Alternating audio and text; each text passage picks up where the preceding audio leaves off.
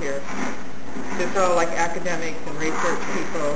A lot of them are, so it's good that it's good at teaching university. I've always liked teaching universities. I started talking more, and I started expressing myself more, and I thought that meant that I was hypomanic, but that's just normal because when I was on all the medicines, I was real muted from all the pills. So I just assumed that it was hypomania, but it wasn't. So I'm really glad I went off of them. I was really scared to go off. I expected terrible depression to set in. But it didn't. It hasn't yet, but according to my history, it will if I go on. So I'm not going to go on too long without an antidepressant.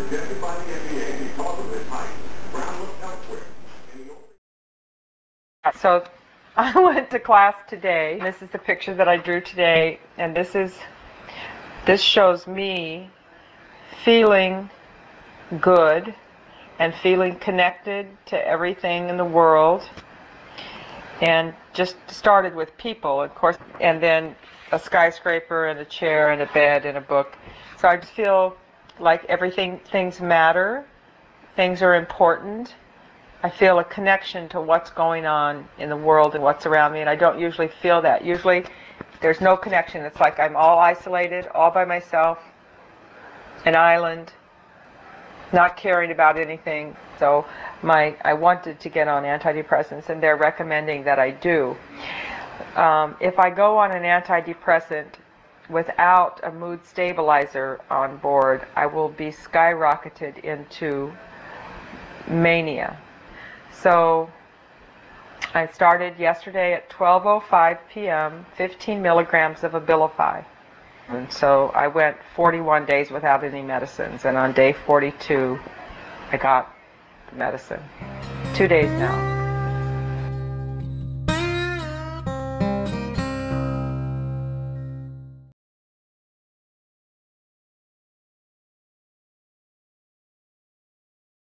It's good to be out. It's good to feel the air, even though it's hot. It's nice to feel a temperature and to hear the sounds of the city and to hear the noises and just all the hustle and bustle. It's great. It's great to be out of there.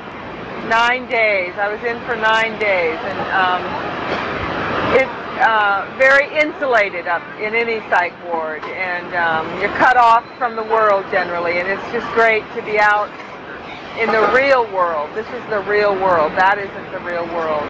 A couple weeks ago, we were out at the river talking, and I was saying how I'm not sure if it's me that's talking, a regular, real, the essential Dyanne, or is it the lack of medicine that's talking, and how I didn't know the difference. And to some extent, I still have some confusion on that part, because it's a spectrum.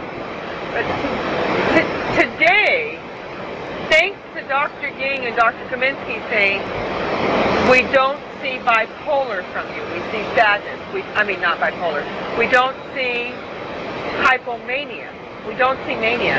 That has given me confidence that what I am feeling today, this very moment, for the last 47 or 8 days, has been a real experience. It is the essential Dyanne talking.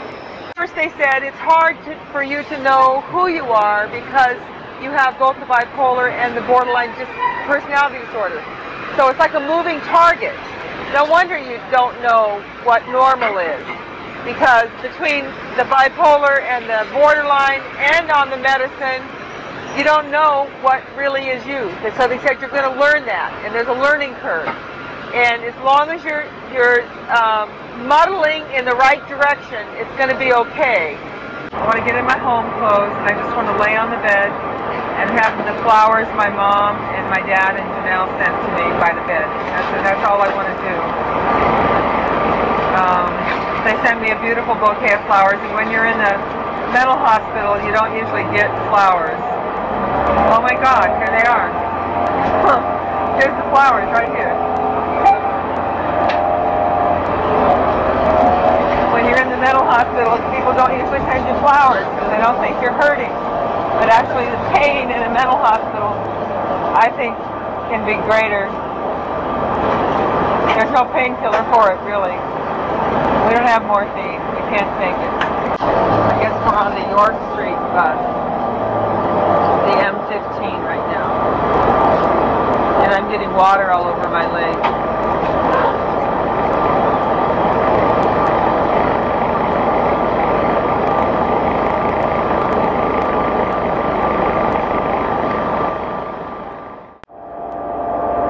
I'll be turning 50 October the 7th.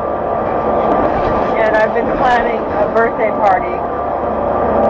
And I think I'm going to have a tea party for my women friends.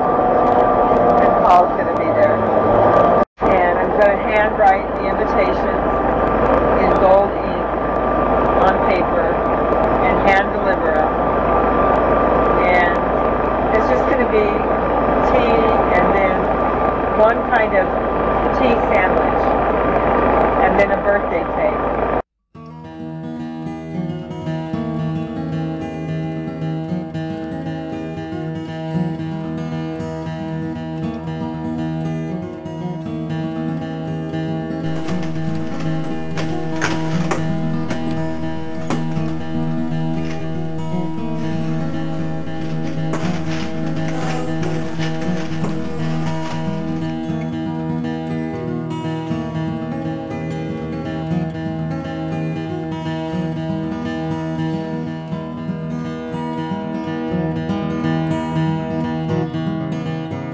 The light is flickering. It's going to drive me nuts.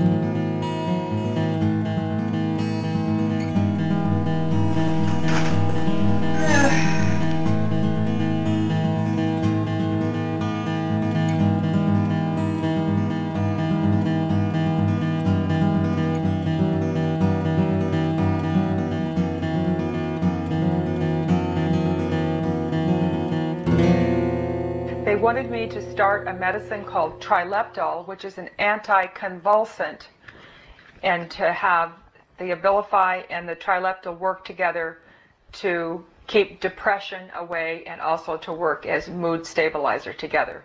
So with the trileptal, it's an anticonvulsant. Anticonvulsants do a lot of things. They help with epilepsy, of course, and they help with bipolar. Those are the two things I know about. I'm being treated for it for the bipolar. They slow down my brain. They slow down your mania, so your brain is slowed down. That means that your body metabolism is also going to be slowed down. So weight will stay on a little more. The bowel movements won't be as frequent. That's how I see slowed metabolism. It's just slower. Lethargy. It's about lethargy. There's a lot of drawbacks. At the same time,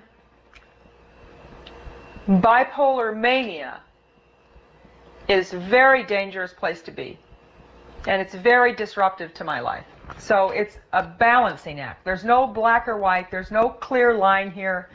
It's just a total balancing act of the positives and the negatives.